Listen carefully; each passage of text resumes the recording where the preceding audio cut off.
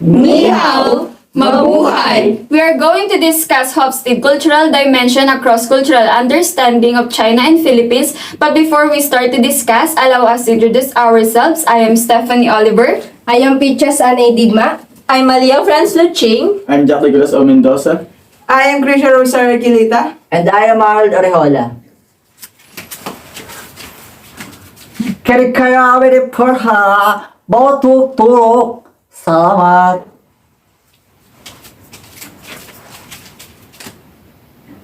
Now let's talk about the power distance between Philippines and China. And what is power distance?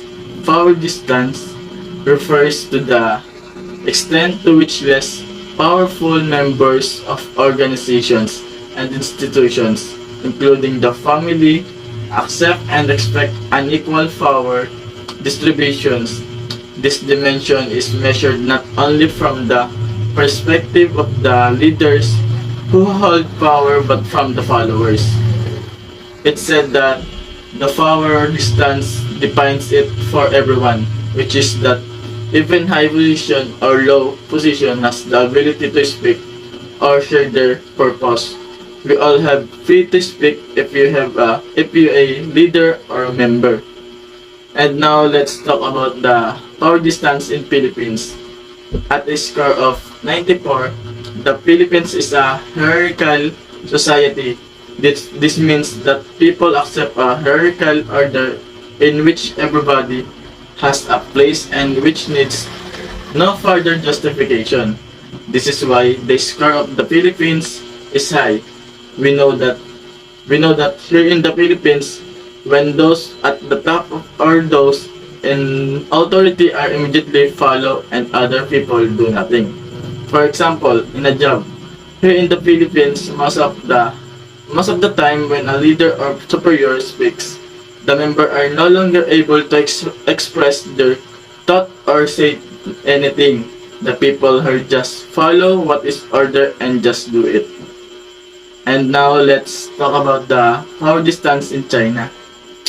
At 80 score, China sits in the higher ranking of PDI, a society that believes that inequalities amongst people are acceptable. And here in China, it's called the high power distance, but based on the graph, the Philippines is still higher. China is also called high power distance because in China, all individuals in society are not equal. For example, based on my research, there is a Chinese family and then the children have nothing against their parents, which is the parents always obeying and not listening to what their child say and what their child wants. It's like parents dictating in their children like what they should do. Good day everyone. Now let's talk about individualism and collectivism, where Philippines and China belong. Cultures inform how we understand our relationships and interact with other people. One of the most widely recognized distinction between types of cultures is that between individualism and collectivism. But what is this two? Individualism values personal independence. Within individualist culture, people are more likely to see themselves as a separate from others, define themselves based on their personal traits, and see their characteristics as a relatively stable and unchanging. Individualists, on the other hand, tend to communicate in direct styles. They say what they mean, prioritizing that information is conveyed explicitly and ambiguously. European and Western cultures are typically more individualist, while collectivism values personal independence. In collectivist cultures, people are more likely to see themselves as connected to others, define themselves of a relationship with others, and see their characteristics as more likely to change across different contexts. They tend to communicate in direct styles.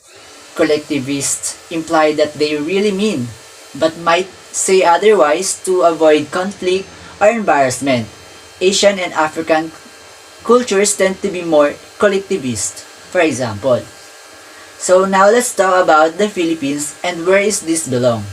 With a score of 32, the Philippines is considered a collectivistic society. This is a manifest and a close long-term commitment to the member group, be that a family, extended family, or extended relationship in which the needs of the family are prioritized over the needs of the individual.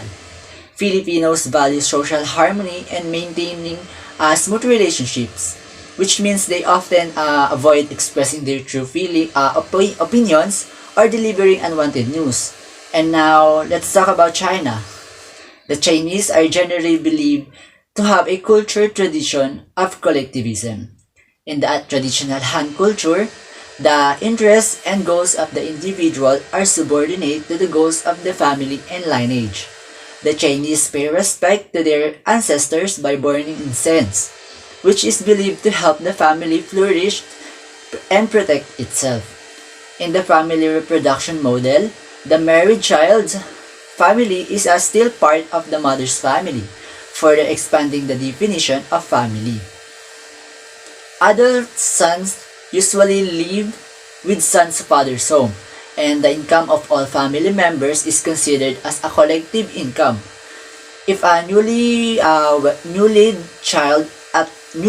child attempts to become independent through separation from the family, it's seen as a sign of a family disunity and often opposed by parents and other brothers. At a score of 20, China is a highly collectivist culture where people act in the interest of a group and not necessarily of themselves. In summary, Philippines and China are both collectivist society where they value groups or communities over individuals. Thus, they value generosity over selfishness, harmony over conflict, and meeting the needs of the others over meeting the needs of oneself. Thank you for listening. The next topic will be discussed by Miss Stephanie Oliver. And now let's tackle about the masculinity in China and Philippines. So let me define first what is masculinity. This refers to the distribution of roles between men and women. In masculine societies, the roles of men and women overlap less and men are expected to behave assertively.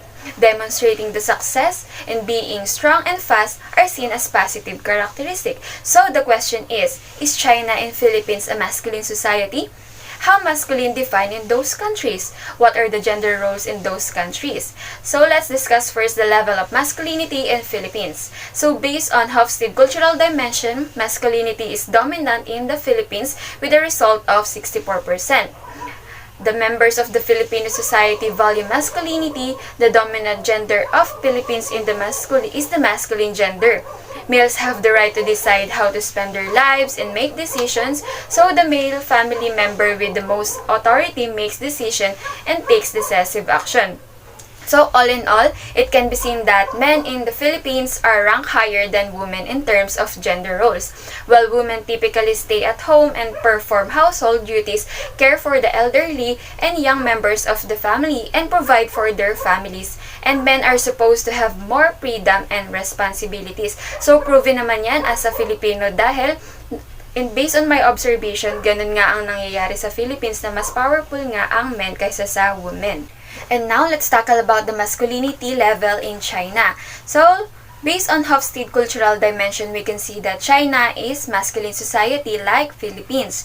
So, a high score on this dimension indicates that the society will be driven by competition, and a low score on the dimension means that the dominant values in society are caring for others and quality life. So, in China, there are separate roles for men and women. So, aside nga sa dominant ang men sa China, Chinese culture believe that men has to be responsible and they are the head of the house, so they would have control every aspect of their family's life. So in most cases, they would be the sole provider and they were responsible for continuing their family's bloodline. And in masculine cultures, men hold more positions of power, get paid more, and are expected to act in masculine manner. So with the result of 66%, China is a masculine society and men are success-oriented. Masculinity stands for A society with societal gender roles are clearly distinct and men are supposed to be assertive, tough, and focused on material success, and women are supposed to be more modest, tender, and concerned with the quality of life.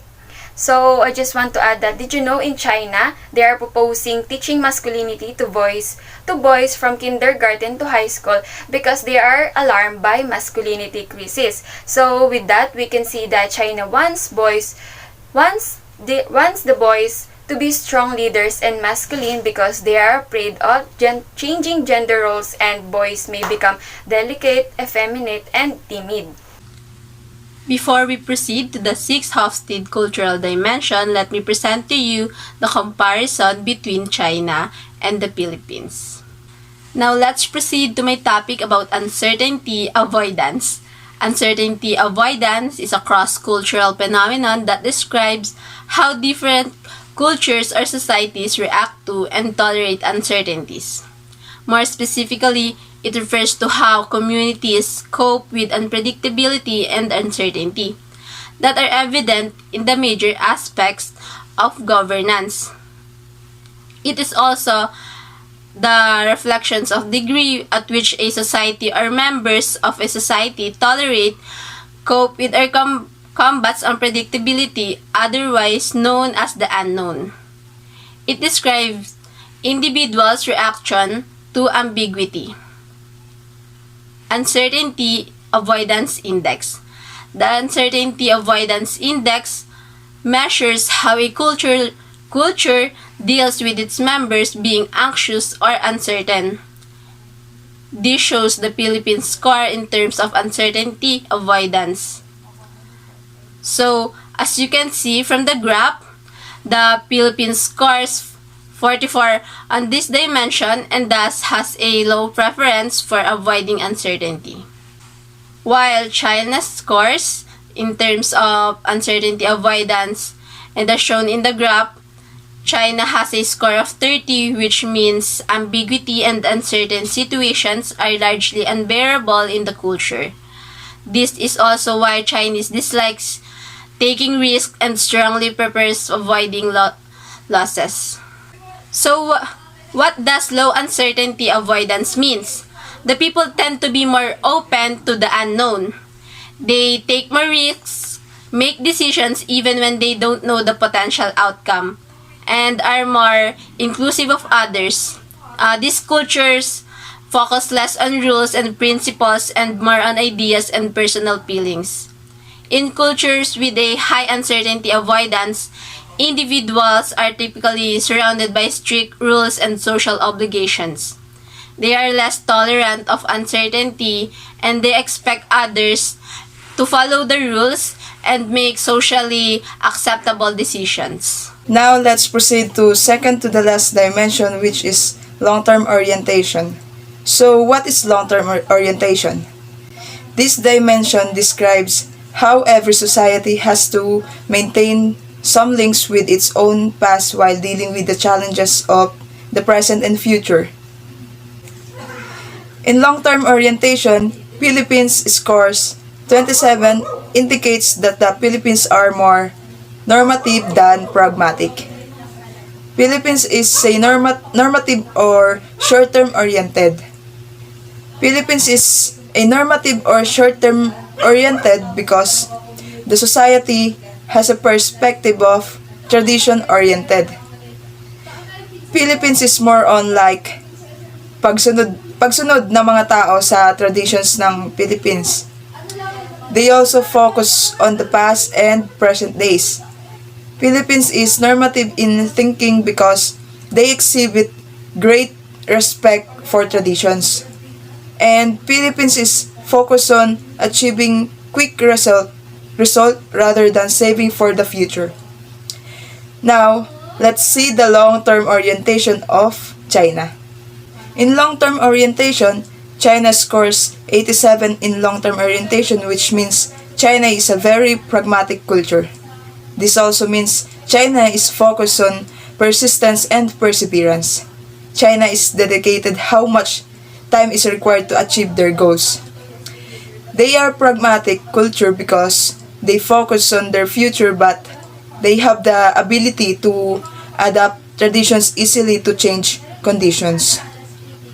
For example, in terms of business, China is focused on investing on the things that can give them a good result for the future, unlike in the Philippines. So, let's talk about indulgence. This dimension is defined as the extent to which people try to control their desires and impulses based on the way they were raised. Relatively weak control is called indulgence, and relatively strong control is called restraint. Indulgence stands for a society that allows relatively free gratification of basic and natural human drives related to enjoying life and having fun. Restraint stands for society that suppresses gratification of needs and regulates it by means of a strict social norms. With a low score of 42, the culture of the Philippines is one of restraint. Societies with a low score in this dimension have a tendency to cynicism and pessimism. For example, Philippines is restrained because of the moral discipline.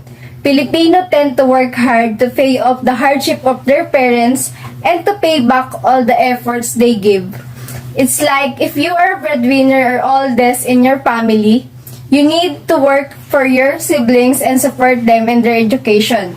Some Filipinos don't have time to enjoy and relax because they think that if they stop working, no one will support their family.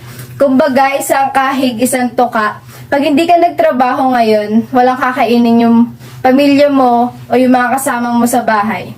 And when it comes to China, China is also a restrained society, as can be seen in this low score of 24 in this dimension.